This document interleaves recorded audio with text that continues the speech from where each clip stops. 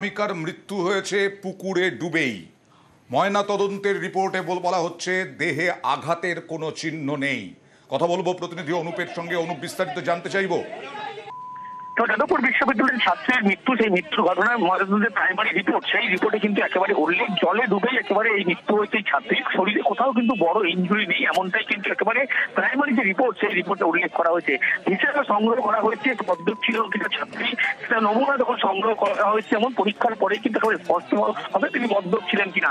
তো আমাকে alcoholic smell পাওয়া গিয়েছে বলে এমনটাই কিন্তু পুলিশ সূত্রে খবর। অন্যদিকে যাদবপুর বিশ্ববিদ্যালয়ের ছাত্রীর এই মৃত্যুর ঘটনা, এই ঘটনা নিয়ে কিন্তু ইতিমধ্যেই ময়নাতদন্ত হয়েছে। তার প্রাইমারি যে রিপোর্ট, সেই রিপোর্টে কিন্তু স্পষ্ট উল্লেখ করা হচ্ছে জলে ডুবেই কিন্তু একেবারে মৃত্যু হয়েছে। শরীরে কোথাও বড় ইনজুরি যেমন নেই। অন্যদিকে ভিসেরা সংগ্রহ করা হয়েছে। ছাত্রী মদ্যপ ছিল কিনা এই গোটা বিষয়টি যখন নমুনা সংগ্রহ করা হয়েছে, পরীক্ষা হবে, তারপরে কিন্তু একেবারে স্পষ্ট হবে বলে এমনটাই জানতে পারা যাচ্ছে। বেশ।